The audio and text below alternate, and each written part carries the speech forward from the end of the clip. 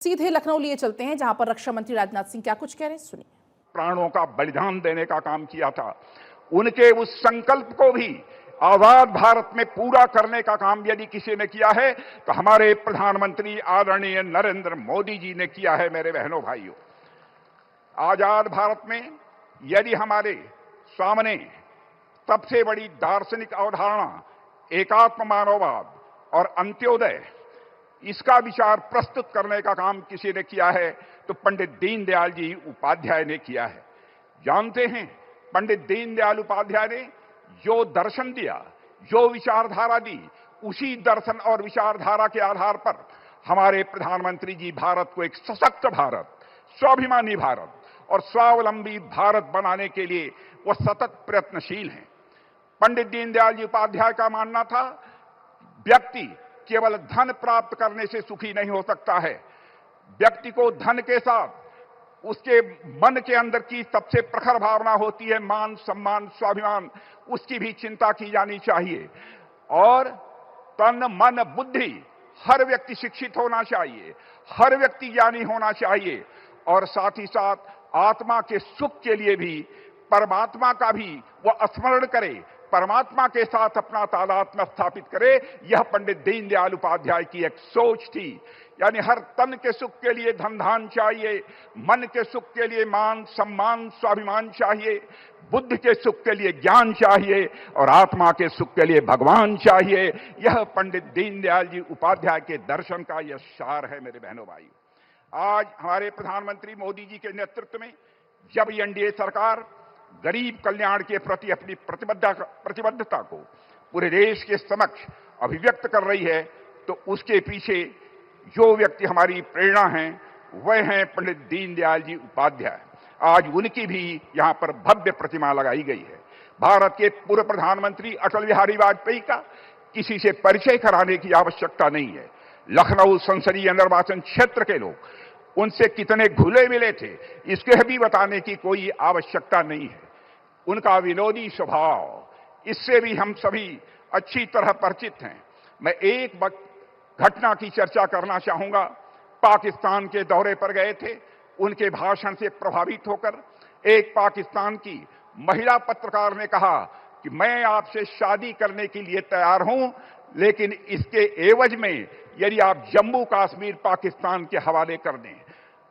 तो अटल जी ने मुस्कुराते हुए यह जवाब दिया था कि मैडम, मैं आपके साथ शादी करने के लिए तैयार हूं, लेकिन आप भी वचन दीजिए, इसके एवज में हमको पाकिस्तान दहेज के रूप में प्राप्त होगा। यह ऐसा एक विनोदी स्वभाव श्रद्धेय अटल बिहारी वाजपेयी जी का था। भारतीय राजनीति, समाज और संस्कृति के विकास में जो अटल जी का योगदान रहा है, मेरे बहनों भाइयों, आप सब जानते हैं, वह अतुलनीय है। आज मोदी जी के नेतृत्व में भारत उसी राह पर विकास की नई बुलंदियों की तरफ तेजी से आगे बढ़ रहा है। आज आपको जानकर यह खुशी होगी, भारत में महंगाई की दर आजाद भारत के इतिहास में पहली बार 1% से नीचे गई है। मेरे बहनों भाइयों, इसके लिए प्रधानमंत्री जी का तालियां बजाकर अभिनंदन किया जाना चाहिए, स्वागत किया जाना चाहिए।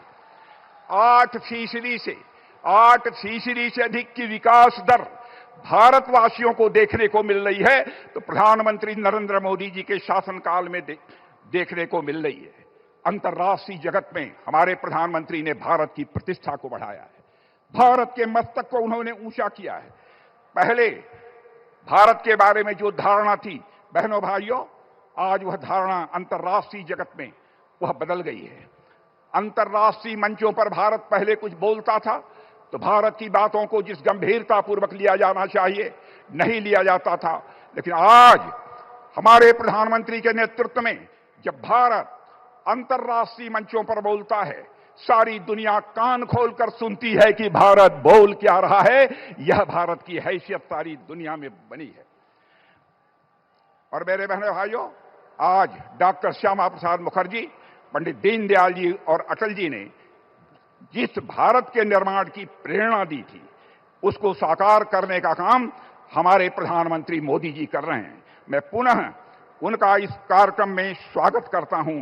और एक जानकारी आप सबको मैं देना चाहता हूं कि हमारे प्रधानमंत्री ने एक बहुत बड़ा काम गांव के लिए किया है, गरीबों के लिए किया है, किसानों के लिए किया है। पहले जो मनरेगा था उसमें तरह तरह की धांधली होती थी, उसके स्थान पर उन्होंने विकसित भारत जी राम जी का एक नया विधेयक संसद में पारित किया है। मेरे बहनों भाइयों, जहां हमारे श्रमिकों को पहले 100 दिन का काम मिलता था, अब 125 दिनों का काम हमारे श्रमिक भाइयों को मिलेगा। मेरे बहनों भाइयों, और साथ ही साथ अस्थायी बुनियादी ढांचों का विकास भी गांव में होगा। इसके लिए भी मैं आप सभी से अनुरोध करना चाहता हूं कि तालियां, हाथ ऊपर उठाकर तालियां बजाकर प्रधानमंत्री का अभिनंदन किया जाना चाहिए, उनका स्वागत किया जाना चाहिए।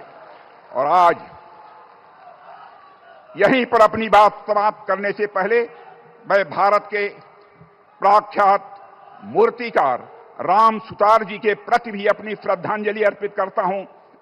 और साथ ही मंटू राम जी ने यहां पर जो 2 प्रतिमाएं बनाने का काम किया है, उनके प्रति भी अपना सम्मान व्यक्त करते हुए यहीं पर बहनों भाइयों मैं अपना निवेदन समाप्त करता हूं। आप सबको बहुत बहुत धन्यवाद।